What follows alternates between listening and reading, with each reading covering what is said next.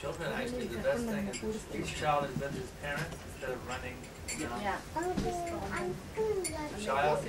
parents can hold the child in their lap, keep them a little pacified. That's the best. Because actually, the children are taught to hear the Bhagavad Gita. They are more, their brains are more receptive for learning than our brains. Just like if I want to learn a new language, it will be very difficult for me to learn a new language.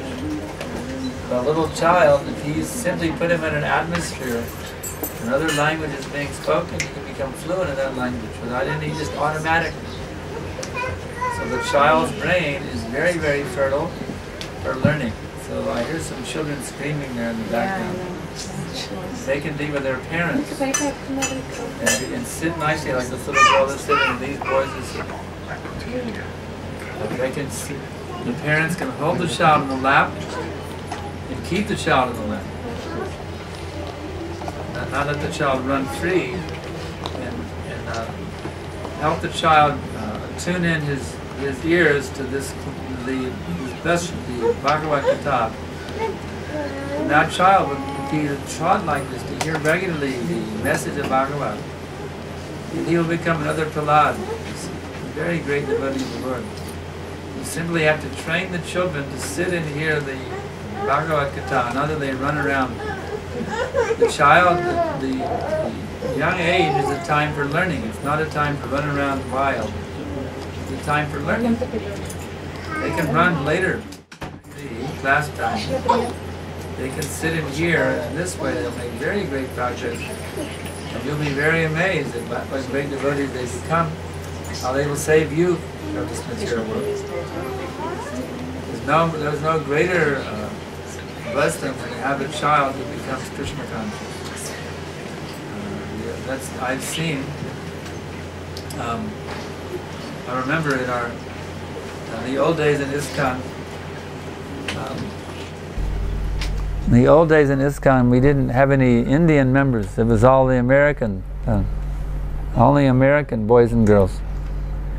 And one Indian family, they were somehow attracted to come to our temple. All us Westerners, youth in our 20s, 20-year-old kids, in our 20s. And one Indian family, from Gujarati family, they somehow were attracted to come to our temple. And they became life members. And gradually, from them, then we had a whole community of Indian families. They bought the temple building. It was a wonderful relationship. But I remember in America, there's one very popular football game called the Super Bowl. Every year they have the Super Bowl game. And in that, everyone wants to sit at home and watch the Super Bowl, you see. So it happened to be on Sunday afternoon, just the time of the Sunday Love Feast program at the temple. So the whole family was sitting there to watch. We're not going to go to the temple this week. The Super Bowl is more important than going to the temple. So they were all sitting there to watch the Super Bowl. The young boy, he said, "No, I want to go to the temple." You see? The young boy. He said, no, I don't want to go to the Super Bowl. I want to go to the temple. And he kept saying, so finally they turned off the television and they came to the temple. So if these children are given the opportunity to, if you actually sit them down, put them in your lap, if they're a little older like these boys, they don't need a lap, but sit them down, put them in your lap, and get them tuned in to the hearing, you see. Help them tune in their minds to hearing this message of Krishna. You'll be amazed when they grow up. They will help you become Krishna conscious, you see. There's no greater asset than having a Krishna conscious child. No greater asset. But you have to train them in the beginning. A young child is meant to be told what to do by his parents. Not let the child decide what he should do. The parent tells the child, this is what you do now. That's it. Completely dictator when they're little. Another amazing thing about the little children is everything is an adventure for them. What an adult may take as a chore, for a child it's an adventure, like cutting vegetables. A little boy at our center in Texas, the father he had some service in for the Sunday feast, cutting vegetables. So he would bring his little baby boy in. He'd give him a dull knife and some useless scraps of vegetables, and he would also be doing like a play, cutting the vegetables. And a very dull knife, he's not going to cut his finger. So in this way, the little boy grows up cutting the vegetables, and whatever the father does, any bhakti, he always brings his son with him. He stays together like a man with his shadow. The little child is always with the father. Whatever devotional activity the father is doing, the child is with him. And now he's very Krishna conscious boy. Very, very Krishna conscious. If there's a bunch of little children is around watching a television, he gets up and goes away because he finds it boring. What is this? It's completely boring. He's not interested in these things, you see. So it's very, very important from the very, very childhood. Engage them in Krishna consciousness. Not that, oh, that's for adults, that's when they grow up. No. Remember Prahlad, he was getting Krishna Bhakti in the womb. He was hearing Krishna Katha in the womb of his mother. So never think they're too little to sit and hear Bhagavatam, to sit and hear Gita. No, that's the time when it's most important that they sit and hear. That's the most important time, because this is their most formative years of their life.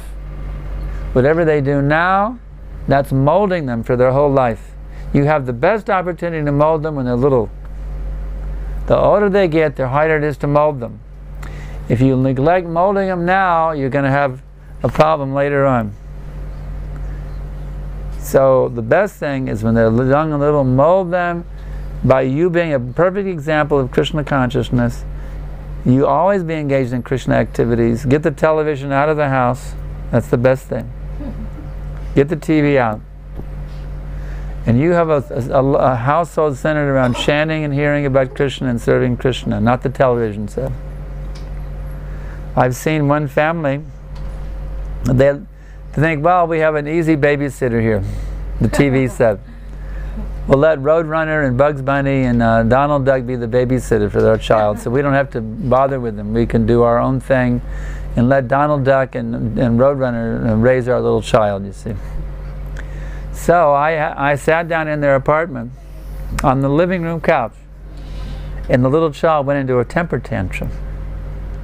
I wondered, what's going on here?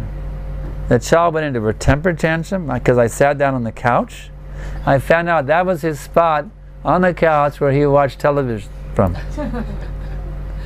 So you can see he became like a very greedy mood. That's my spot. What are you doing sitting on my spot where I watch television from? So this is how that mundane association of the mundane cartoons had turned him into a very greedy, angry person, even from a little boy, you see.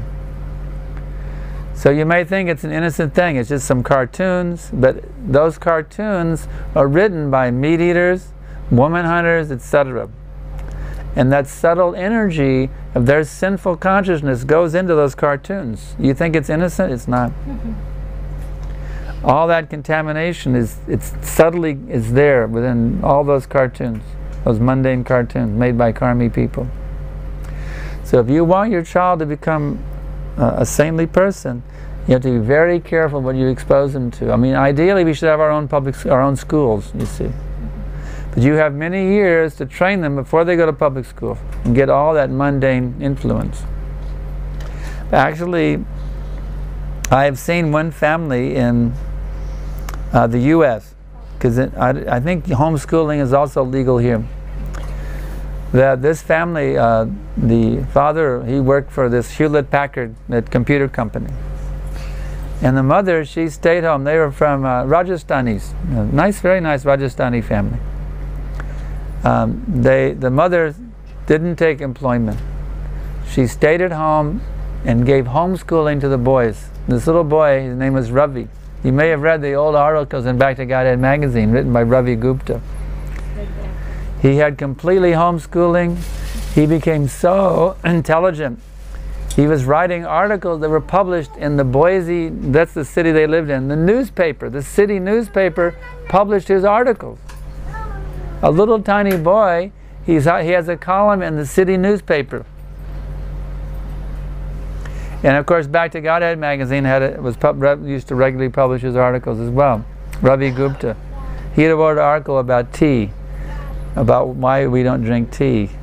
A whole story of how, it was a very nice article about tea drinking, why devotees don't drink tea, and how he told his relatives about this. So, but anyway, at the age 30, you may think, well, he must have had a disadvantage because he didn't go to public school.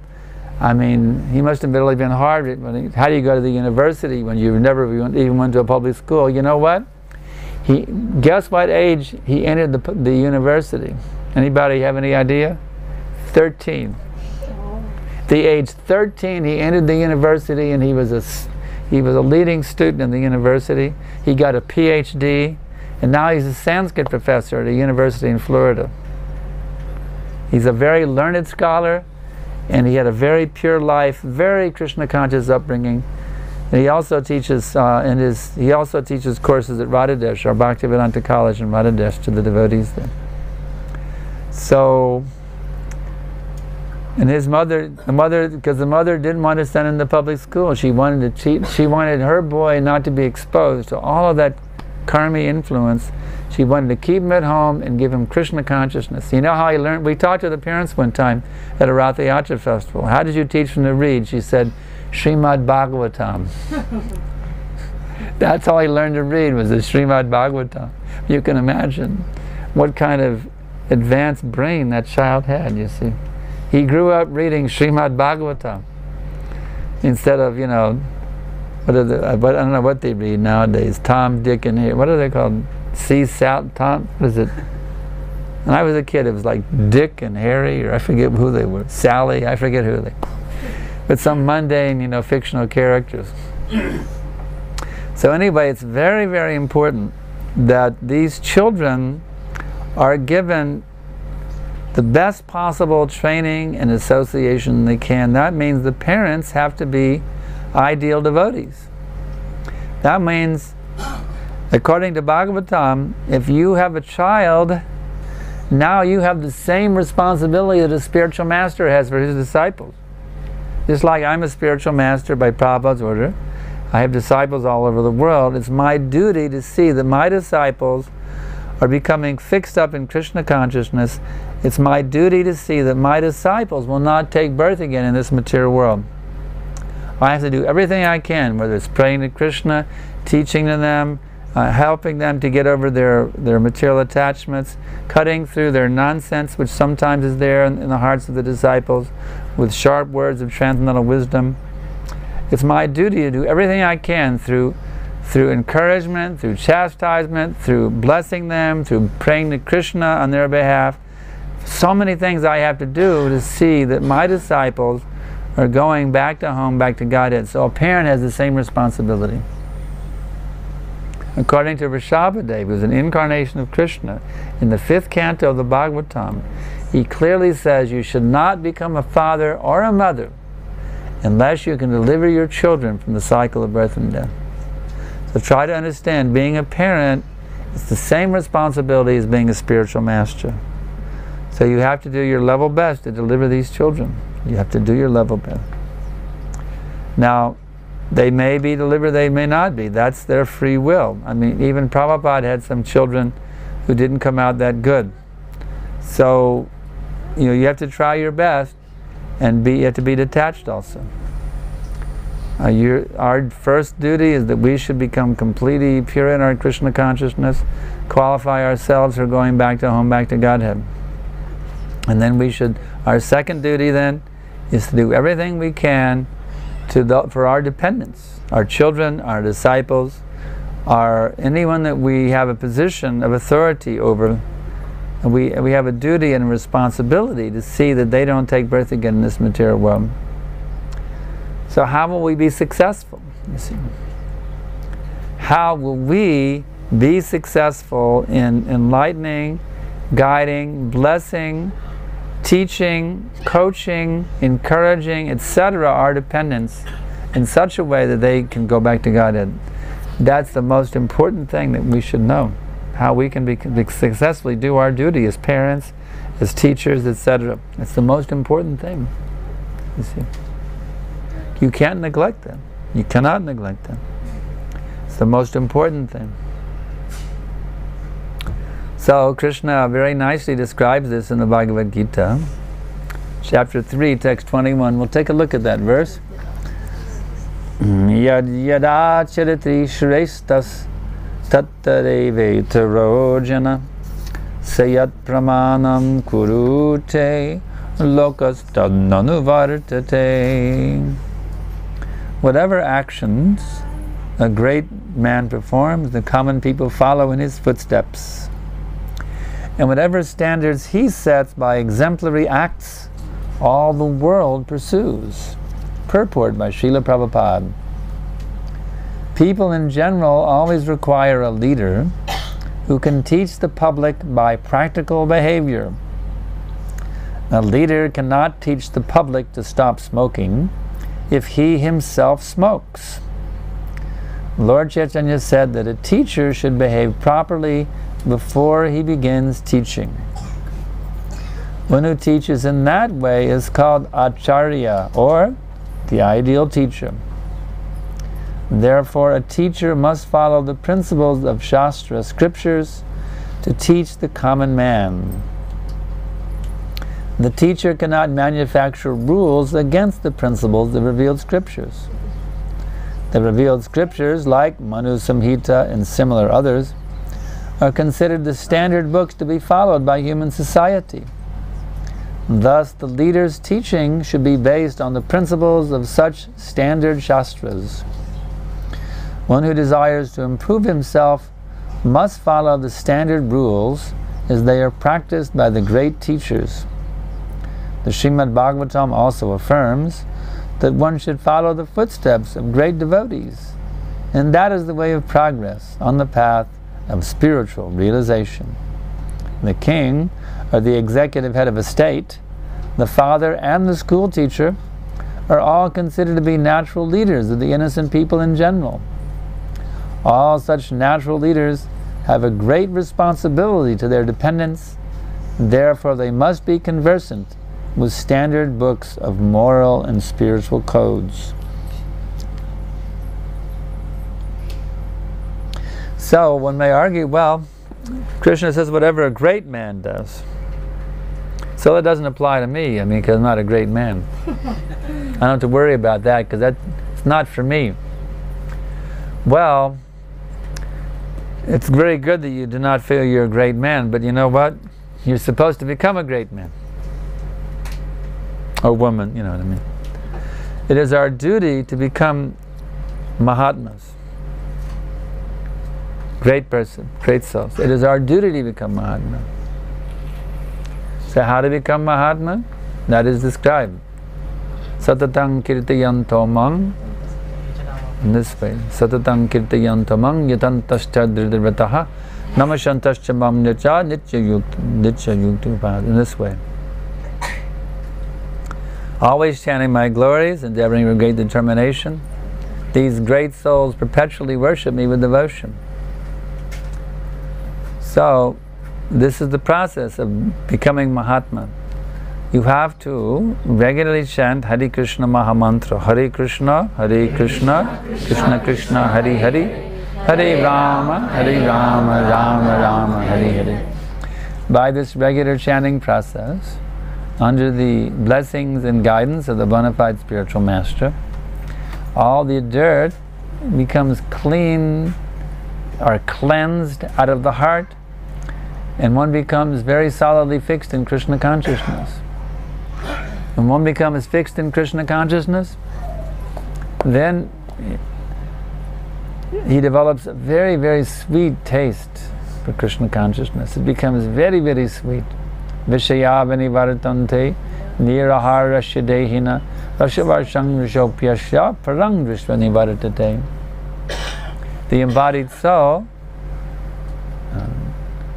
restricting himself from material sense enjoyment, will still have the taste for it.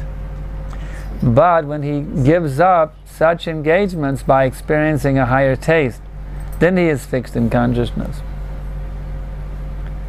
So, somehow or other, one has to get that taste, you see.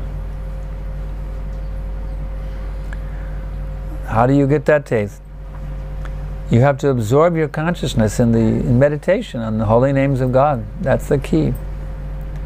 Don't chant Hare Krishna mechanically. Chant it meditatively. Absorb your consciousness in the Mahamantra, you see. That is the key. You have to, just like a deep sea diver, he goes deep into the ocean. So, Nama, Krishna Nam, it is an ocean. The Nam is an ocean of mercy. So you have to dive into that Nama Sindhu, Nama Mrita Sindhu, the nectarian ocean of Krishna's holy name, through Kirtan and through your japa, you see.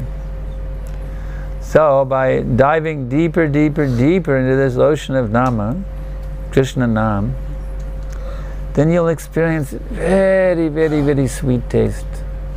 And that taste will exceed any kind of pleasure you can ever get in this material existence, you see. Whether it be from money, from power, from prestige, whatever it may be, you see.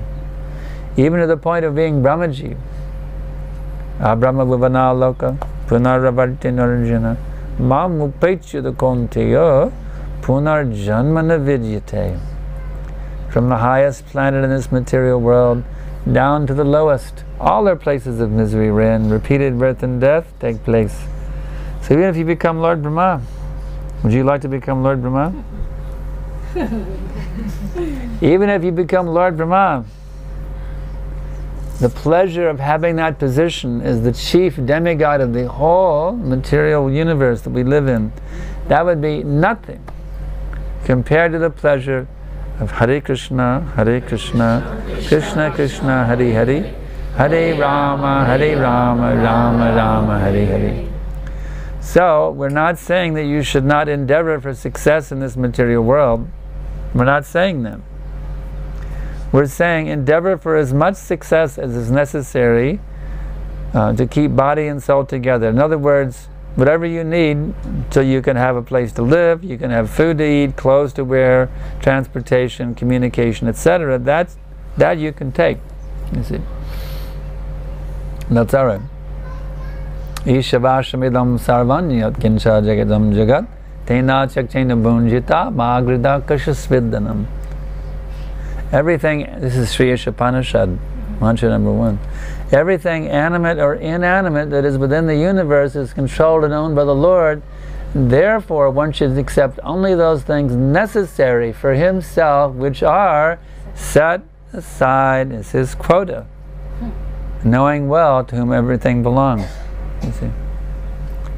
So we have a certain quota for our maintenance, for ourselves, for our family. That's all right. You can work hard for your quota. But to take more than you need just for the sake of accumulating wealth, the sake of accumulating fame, the sake of accumulating power and prestige, to puff up your false ego, you see, that is destructive for one's spiritual progress.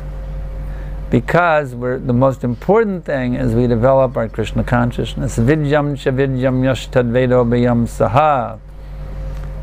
Sri Ishopanishad mantra number 11. That one must simultaneously cultivate vidya and avidya. Avidya is our material duties. It's ignorance. Okay, we admit it's ignorance. But it's something you have to do. As long as you got a body, your office where you work may be a vidya loka, but what can you do? It's a place of ignorance. I don't know how many of you have jobs in a place of spiritual enlightenment. Mostly, of course, if you work at the temple, that's another thing. But they don't pay salaries. So, generally, we work in a place of ignorance, a vidyalaya, you see. So, but that's all right. Krishna says, "Vidyam cha vidyam yastad vedo bhyam saha." One should simultaneously cultivate vidya and avidya. Of course, we're already cultivating avidya. We don't have to be prompted to do that. That's the default. We're automatically doing that anyway, you see. So now we have to cultivate vidya along with the avidya, and that's transcendental knowledge, you see. We have to study the Bhagavad Gita. We have to study the Srimad Bhagavatam, and we have to put that knowledge into practice, because if you simply study it and you don't apply it, it becomes dry. And Prabhupada told me one time personally, It becomes, if you don't apply this knowledge, after some time it will become dry and useless. We saw it practically. One boy, very nice young man from Lanka, he bought a whole set of Bhagavatams, the big one, you know. And he was in bliss reading it. And we said, why don't you do some chanting along with it? He said, no, I don't want to chant. I just want to read this philosophy.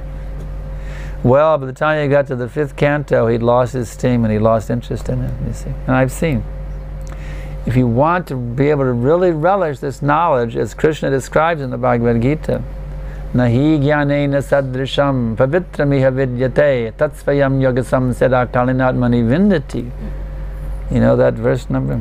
Chapter 4, text number, can someone say? 38. Verse 38. He says, in this world there is nothing so sublime and pure as transcendental knowledge. Such knowledge is the mature fruit of all mysticism. And one who becomes accomplished in the practice of devotional service relishes this knowledge within himself in due course of time. So, this knowledge of Krishna consciousness doesn't just mean theoretical. It means you have to practice it. You need to rise early in the morning, you need to chant japa. We recommend to have a little arati, even if it's a 5-minute dup arati, some flower and an incense, a little simple arati every day to Lord Krishna. And we have some nice prayers. We encourage everyone to sing these. It's called Gravastakam. At the temple we sing that at the Mangal Arati. Prabhupada taught us to sing this Gravastakam. Even if you're a very busy schedule, you can spend 5 minutes, you can sing Gravastakam prayers and offer a dup arati to Srila Prabhupada and to Krishna. And once you take shelter, you put your guru in there, offer to your guru, to Prabhupada, and then to Krishna. And you can put Lord Chaitanya in there, to Panchatattva, and then make it really complete. You do a little arti every day, and the Gravastakam prayers, and chant 16 rounds. And if you have more time, you can have Tulsi Puja as well. But the Prabhupada introduced Tulsi after I joined the movement. The most important thing is you chant 16 rounds regularly, and to purify your consciousness, that little arati every day. The whole family can come together for the arati. It's a wonderful, wonderful way to bring the whole family together early in the morning. Have that arati ceremony before sunrise. That's the time. Before the sunrise, you have a little arati. The whole family gets up, takes bath, has a little arati ceremony. Then everybody can chant their japamala. In this way, just like at the temple, we have a wonderful program. You should make your homes as a temple. This is called Grihastha Ashram, you see. You should make your home a place of spiritual cultivation, not a place to just go to work, come home, and sit down and watch television and go to sleep. Don't make it like that. That's called Grihamedi life, dark well. Make your home a place of spiritual cultivation. There's beautiful pictures of Krishna. You have an altar. The altar becomes the center of the home, not the television set. You see? The altar is the center of the home. Where everyone comes, and when you come before the altar, every family member, little children, everyone is taught to bow down when you come into the altar area, you see. Whatever you eat, you offer it on the altar. In this way, the children are taught not to just grab food out of the refrigerator, you see. The children know, Mommy, is this offered? They won't touch the food unless Mommy says it's offered food, you see. They're trained. So in this way, you make a wonderful spiritual atmosphere in your home, a wonderful, wonderful ashram. And then you'll have a home like Bhaktivinoda Thakur, you see. You can attract great personalities to take birth in your family, you see. If you want to have children, you can attract very great transcendentalists to take birth in your home. Just like Bhaktivinoda Thakur, who did he attract? Bhakti Siddhanta Saraswati Thakur, you see. So in this way, you can have a wonderful, wonderful, happy life. It doesn't matter if you're a brahmachari living in the temple, you're a traveling vanaprastha, or you're a grihastha staying, doing some work or business, and maintaining a Krishna conscious household. In any position, it doesn't matter. Grihe tako vane kata sadi hale bole dako. You see, whether you're a grihastha, or whether you're a forest dweller, Narottam Das says, I simply want your association. You see, if you're chanting Hare Krishna, I don't care if you're a sannyasi or you're a householder, I don't care what you are. If you're chanting Hare Krishna, you're my kind of man, and I want your association. You see. So in this way, if we can take encouragement from these great acharyas and mold our household life in such a way that Krishna becomes present in our home, you see, then we'll become liberated even within this very body. Can you imagine being liberated even within your very body? But that's possible. Prabhupada ordered me to become like that. He told me, he said, now you just become qualified to see Krishna face to face. That means the bhava stage and prema stage, you see. It may be a sakti a little bit, but especially that bhava and prema stage. You can directly see Krishna. So this way Prabhupada was ordering me, and it wasn't just for me. I'm just a rank and file member like everybody else. That's something he wants all of his ISKCONians, all his ISKCON followers to come to, you see. We're all meant to become pure devotees. We're all meant to become pure devotees of Krishna. We had a wonderful retreat in Govinda Valley just last weekend, and we studied all the different steps from Shraddha to Prema. This is given in the Bhakti Rasamrita Sindhu, first canto, chapter 4, texts 15 and 16, the Bhakti Rasamrita Sindhu by Rupa Goswami. It's a wonderful, wonderful description of all the steps of bhakti. It begins with having faith in the process, associating with devotees, taking a shelter and initiation from the bona fide spiritual master, strictly following the orders of your spiritual master, and then working very hard to clean all of that dirt out of the heart. You see, do you have dirt in your heart? Do you have dirt in your heart? Yes, we do have dirt in our hearts. That's a fact. We got tons of dirt. You could fill up a whole fleet of dump trucks with the dirt that's in our heart. It's subtle dirt. But it's enough to fill up thousands and millions of dump trucks with dirt, I tell you right now. So what kind of dirt do we have? We have lust. You see, we're lusty. We're still thinking of the opposite sex as some enjoyable thing, even though it's just a bag of mucus, bile, and air. We're thinking that's something enjoyable, that opposite sex, you see. And then we get angry. Oh, you don't do things the way I want them, the way I want them. Get angry, you see. And we're greedy. Yes, I want this, I want that, I want. Greed, you see. And then we become illusioned. We think something is worthwhile when it's not worthwhile. And then sometimes that illusion is so bad we practically become mad, completely insane sometimes. People become totally insane sometimes. They become so much an illusion. Everybody's an illusion, you see. But if you become very, very illusioned, you become completely insane. And then the worst of all, that's envy. To see that somebody else has something that I don't have, and we think badly about them because they have something that I don't have, you see. We think badly about them. That's called envy. So we have so much dirt in our heart, all these different types of dirts: lust, anger, greed, madness, illusion, and envy. It's heavy, heavy, heavy dirt.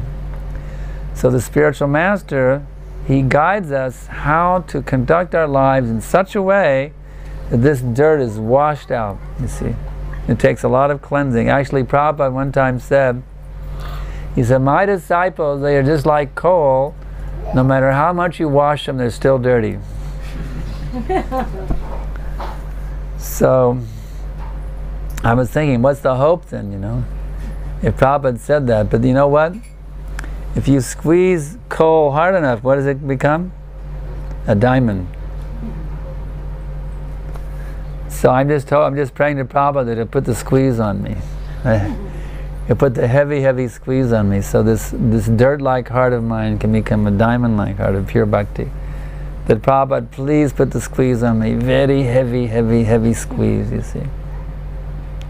So actually the disciple, he's very eager to have the spiritual master put the squeeze on him.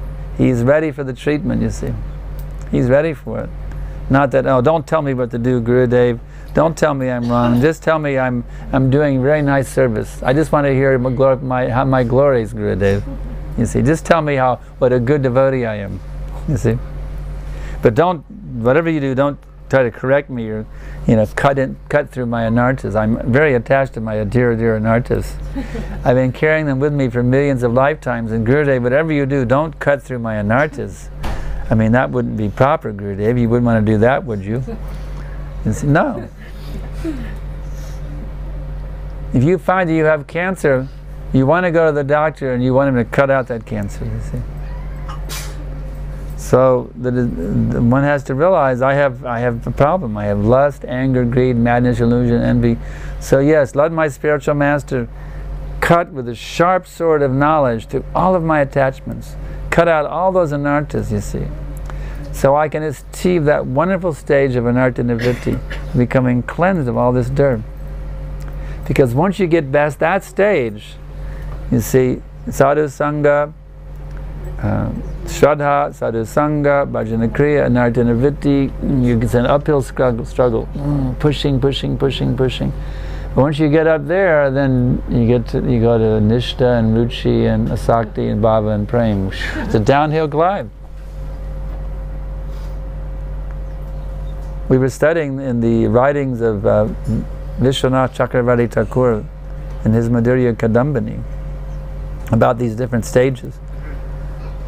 And in the bhajana kriya stage, there's so many interruptions in our Krishna consciousness. We're Krishna conscious, but then we're distracted, we're disturbed by this, we're disturbed by that, so many interruptions.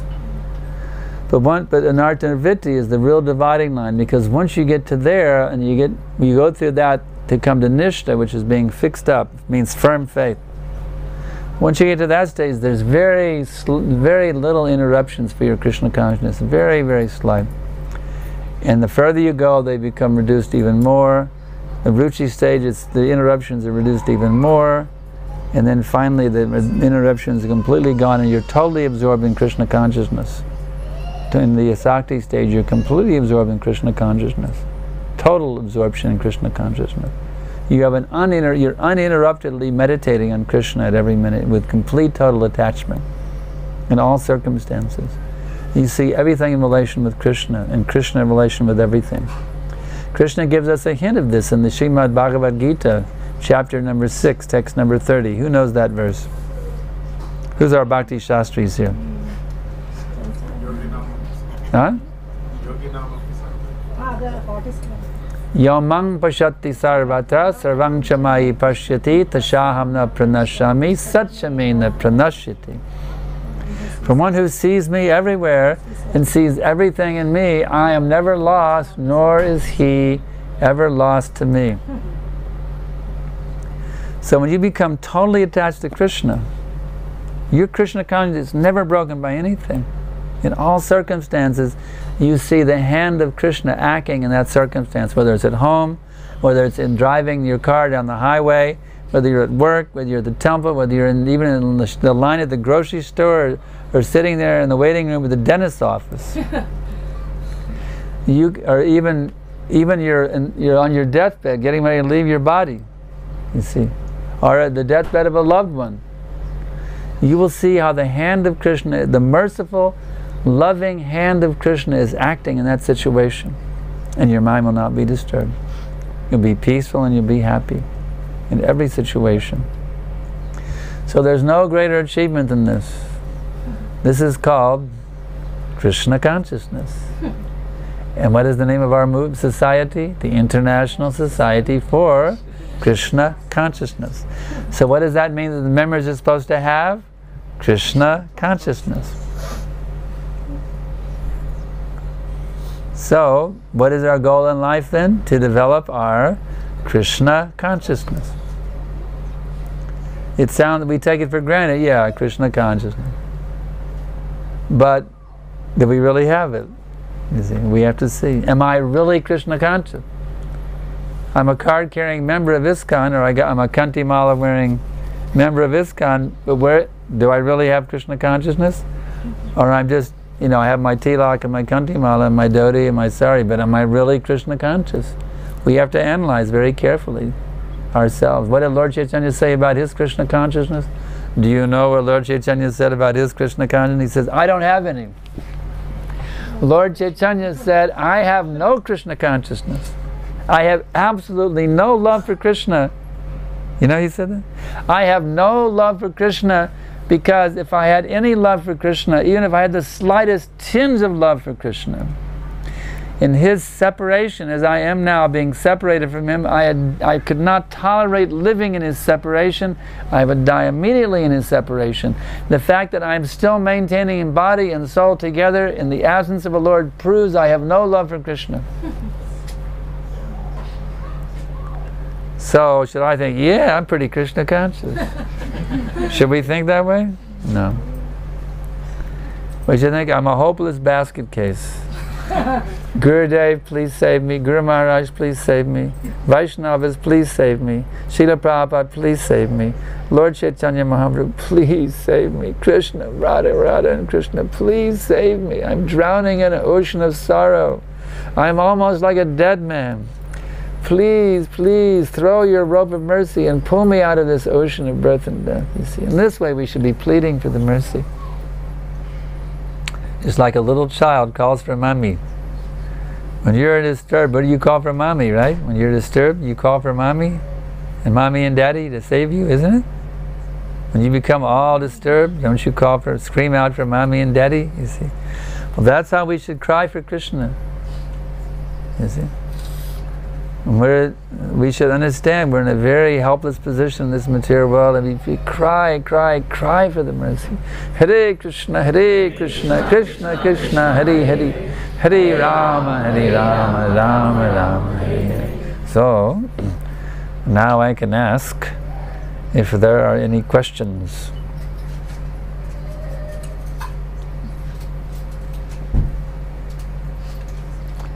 Oh, very good. They're blank papers, though. These, for future reference, pass these out during the lecture.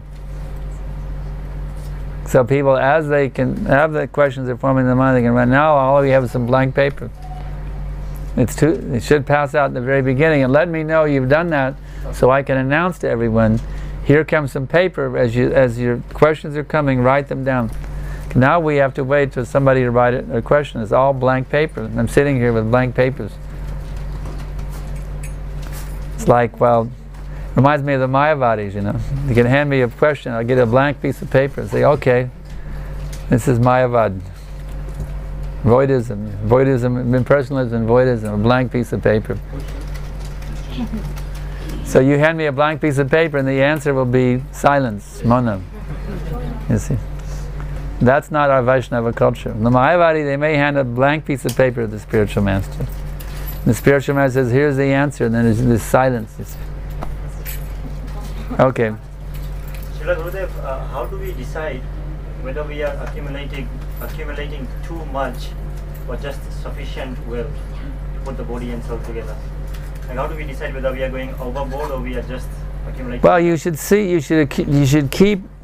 whatever is necessary for becoming Krishna conscious and spreading it, that much you should accumulate. Also, whatever you need for health, you can have. For health, you can have. There's three things: your personal health, your health, your family members' health. You gotta be healthy body. Number two, whatever you need to be Krishna conscious for yourself, and number three, whatever you need to spread Krishna consciousness.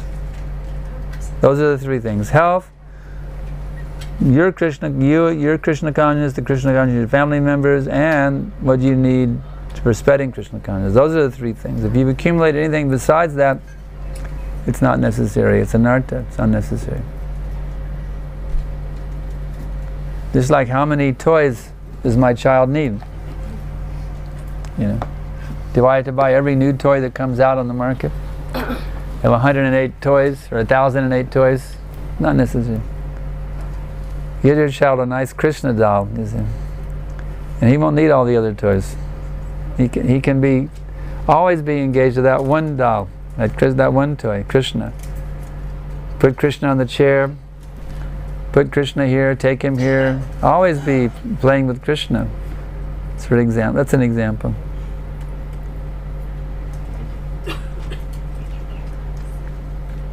The child will be The child doesn't know that he needs a lot of toys.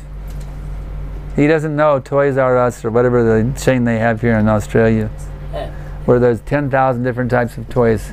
He has no conception of them. He doesn't know anything about them. He doesn't think, yeah, I have to have the latest toy that came out, the latest Barbie doll, you know. The child doesn't think that stuff. That's the parents who think those things. Maybe if the child watches television, he may get those ideas. You know, some children's show advertising toys. But the child doesn't need something. That's an example. If you can give the child, you know, Madanga, kartals, a Krishna doll, Krishna coloring books, and the main thing is give him your association. That's what the children need, the parents' association, Krishna conscious association from the parents. That's the most important thing. The child is very, very eager and happy to associate with his parents when he's little. They're great heroes for him. Mommy and Daddy are big, big heroes when they're little, you see. So you should always engage in Krishna. Have kirtan every day. The family has kirtan. Engage in this way. Regular kirtan, regular arati. The little child can learn how to offer the arati, you see. So in this way, fill his life up with Krishna consciousness. So this is the child. Give him in this same way for yourself. Not that I need so much material opulence to be happy. Not necessary. Take whatever is needed for your comforts, and then anything beyond that is unnecessary extravagance. Just take whatever you need to live comfortably. We don't say live uncomfortably. You live comfortably. To where your mind is peaceful and happy with your living arrangement, that's all right. It's not that you have to compete. Somebody else has a swimming pool in their backyard, so I have to have a swimming pool in my backyard. It's not necessary. In this way. Does that give a good idea? All right. Questions are coming now. Very good.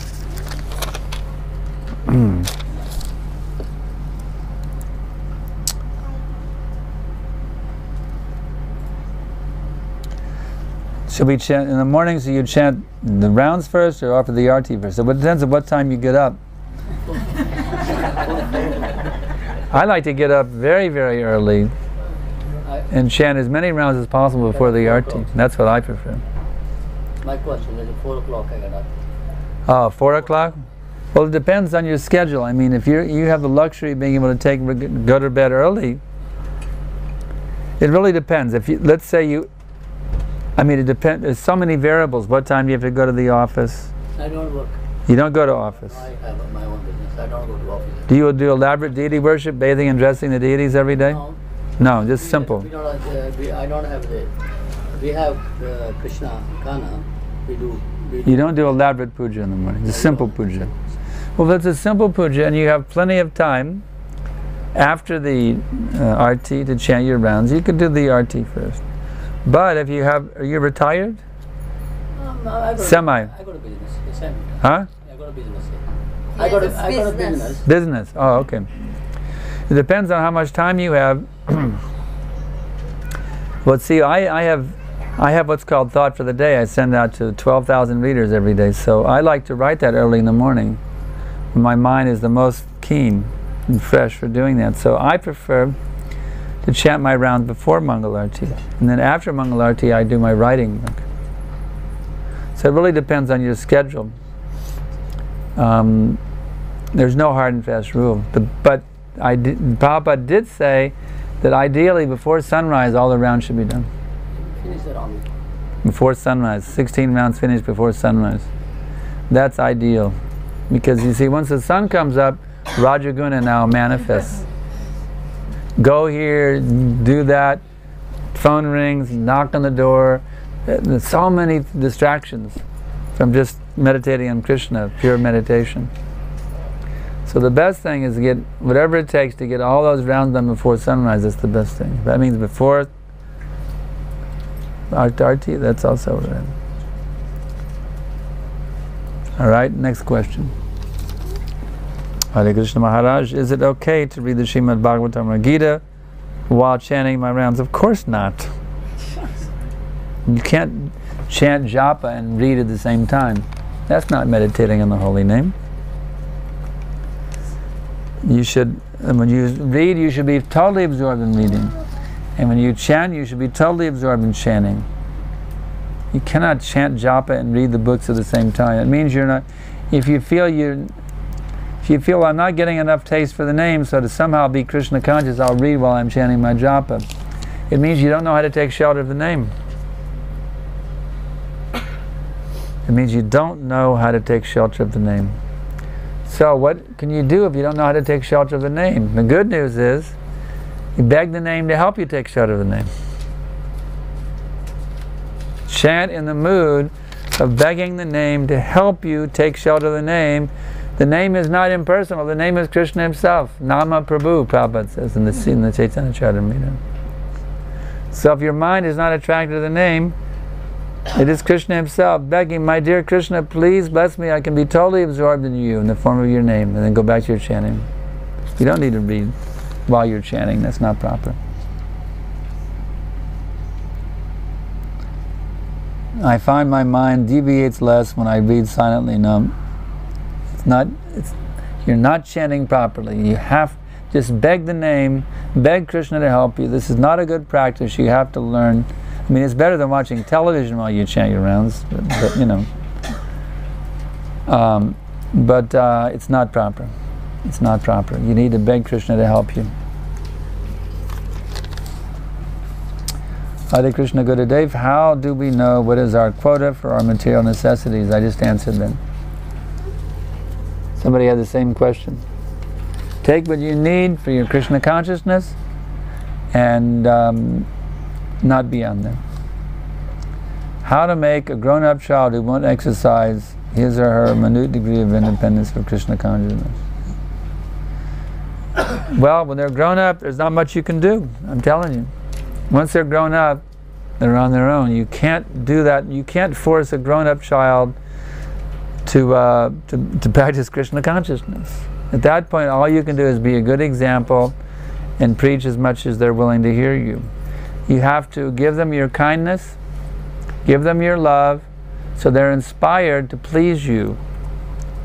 If you do everything you can to help them to be happy and facilitate them, if they have any sensitivity, they'll appreciate that loving kindness you're giving them, and they'll want to reciprocate that with you by pleasing you. So, but it's tough because there's so many material influences out there, and sometimes the children are actually influenced to reject their parents. Of course, it's not so much true in Indian families.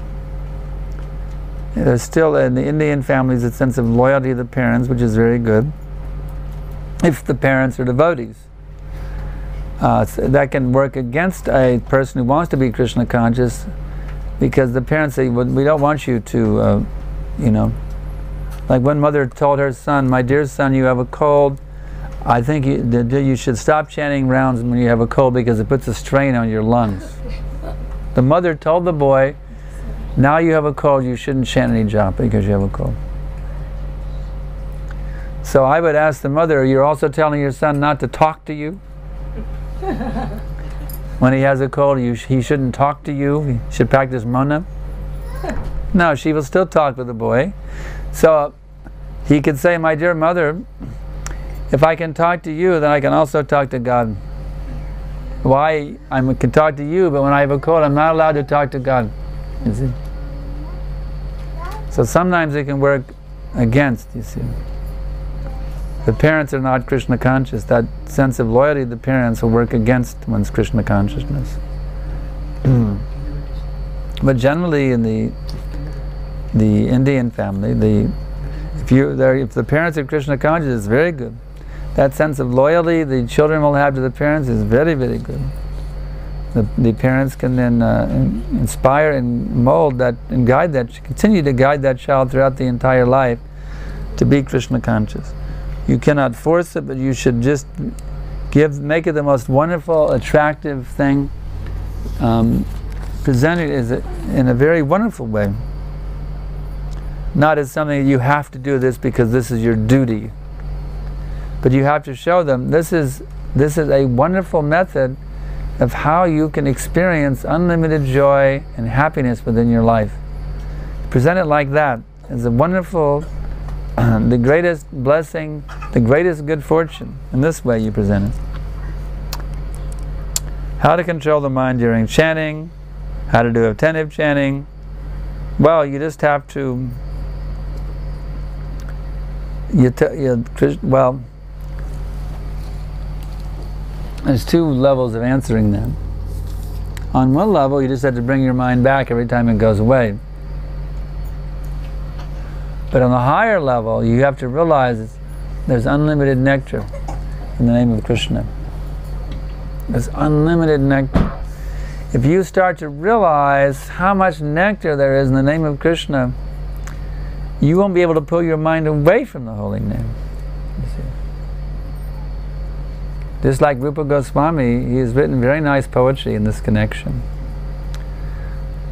Tunde tundavali vritin vitinate tundavali lamdiye karna karoda kadambani gatayate kunar hriday braspriham Chaita prangana sangani vijayate savendriyanam kritim no jane janita kriyavim amita krishneti varnadvai.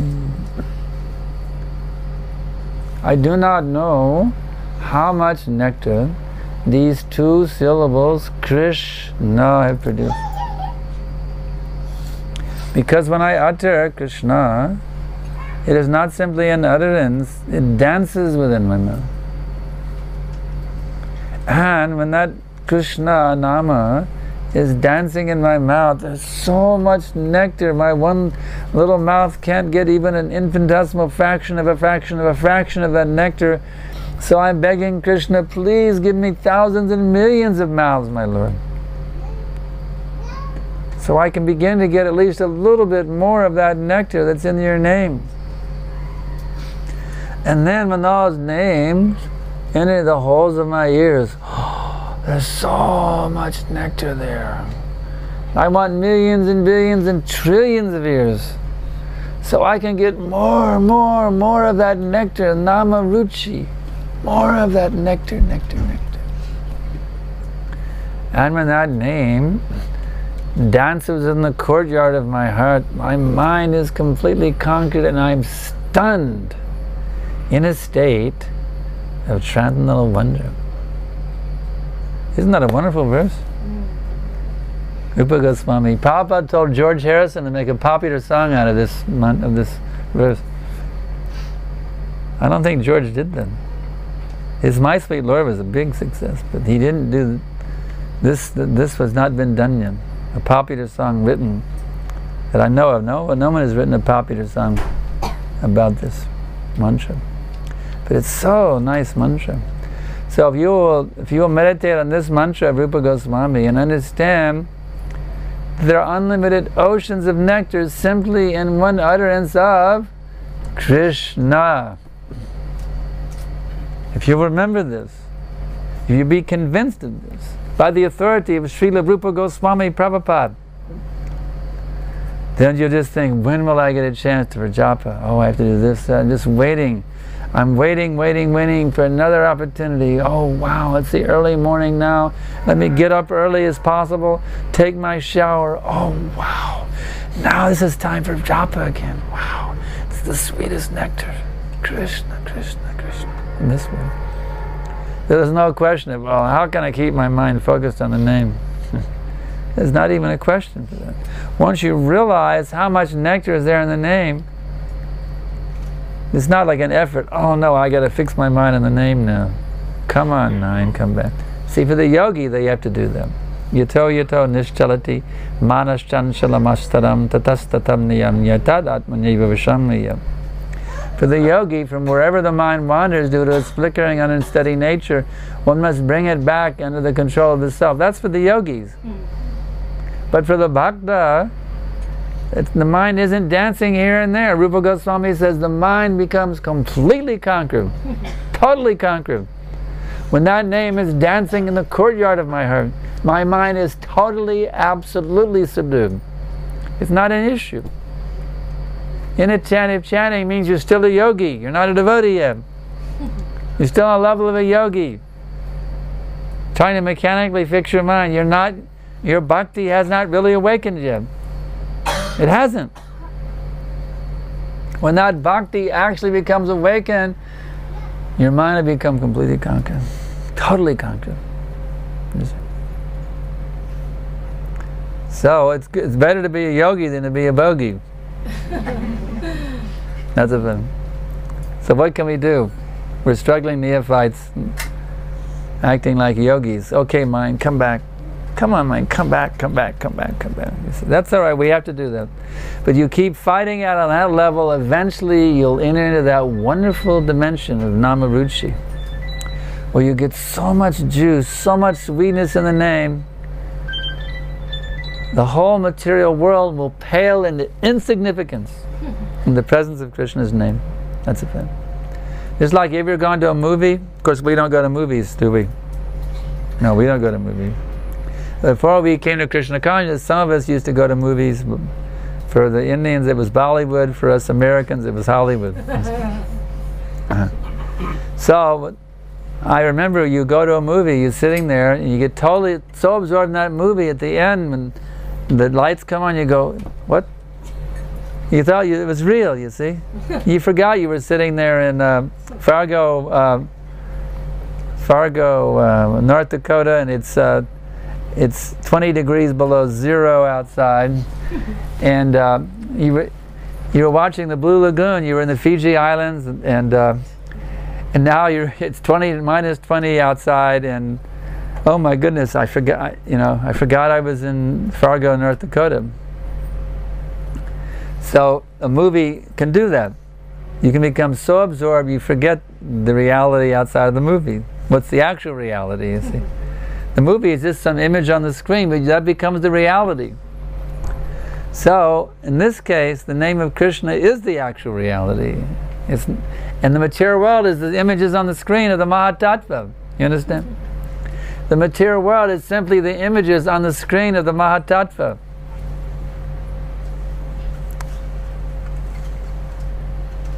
And the real reality is that is there in Nam. Hare Krishna, Krishna Krishna, Hare Hare, Hare Rama, Rama Rama, Hare Hare. So just dive into that name. Totally absorb your consciousness in the name. Go deeper and deeper. Hare Krishna. Focus, focus. Hare Krishna, Krishna Krishna, Hare Hare, Hare Rama, Rama Rama, Hare Hare. And as you go deeper and deeper, the material world will just become insignificant. The whole material world, all the way from Brahmaloka down to Vatala-loka, all the multi-universes emanating from the breathing of Mahavishnu, it just becomes an insignificant little corner of the spiritual sky. And you'll awaken into your eternal relationship with Krishna. Far, far beyond your pseudo-identity here in Australia.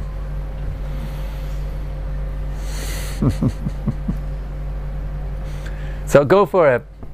Keep chanting, follow those principles, serve your spiritual masters, or if you don't have one, get one. And this way, qualify yourself for the pathway back to home, back to Godhead. All right, next question. Can you please tell us the process of how the soul gets into connection with the little bitty body in the mother's womb?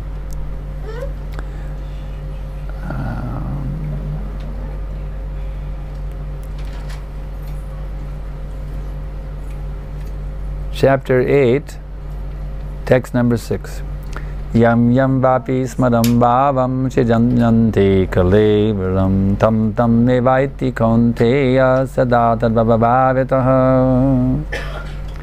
Whatever state of being one remembers when he quits this body, O son of Kunti, that state he will attain without fail.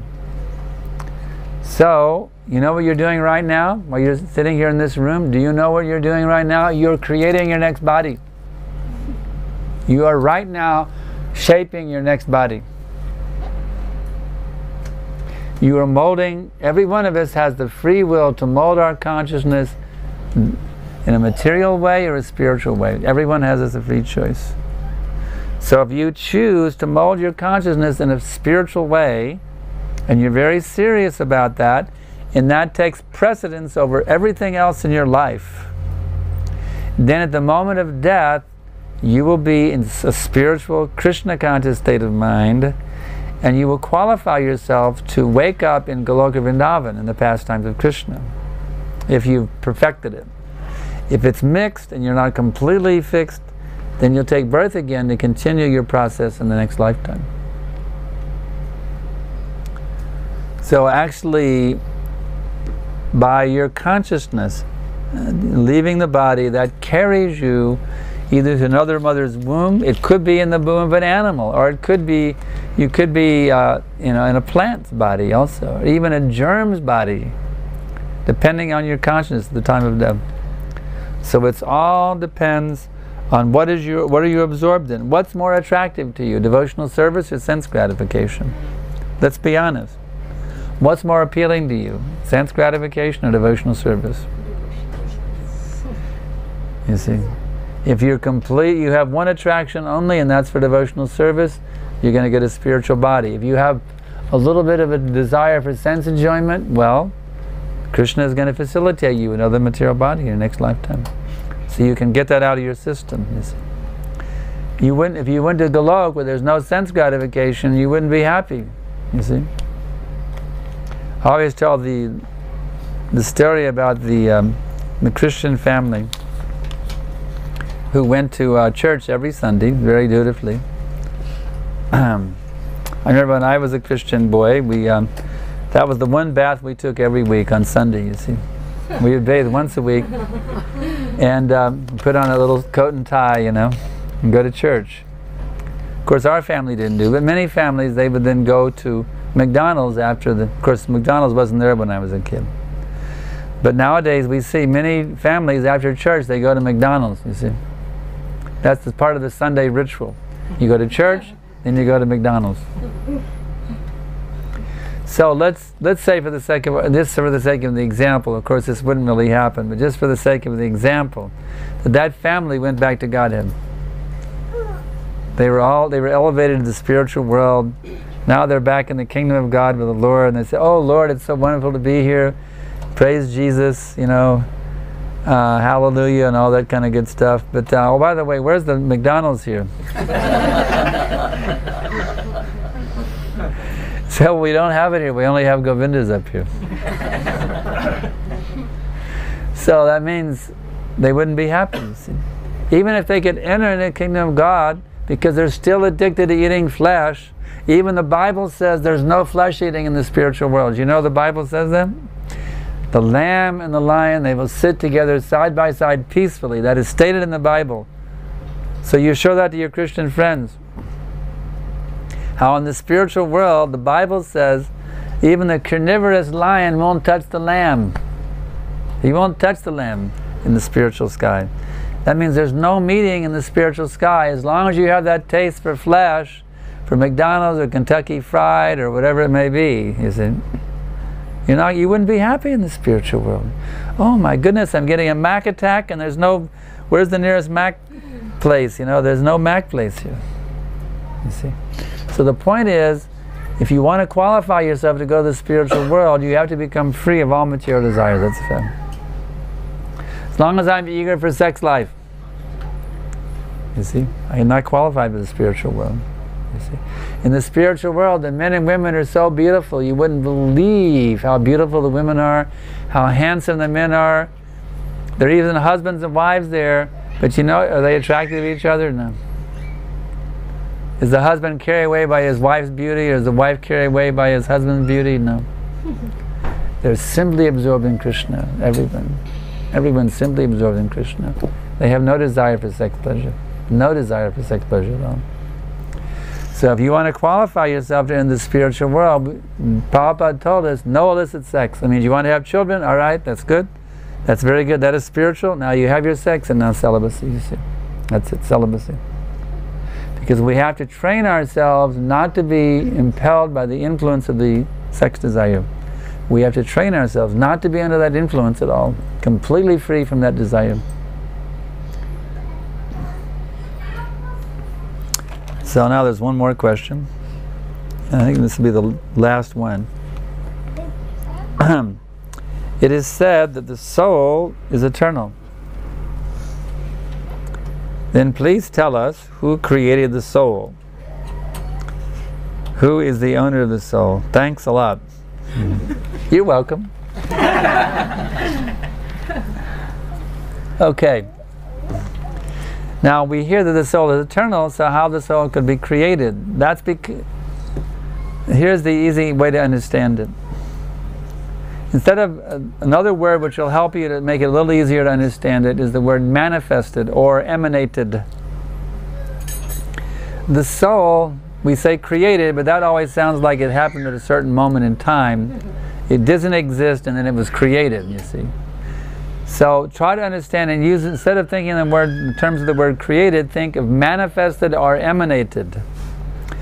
Krishna is eternally manifesting or emanating the jivas from himself.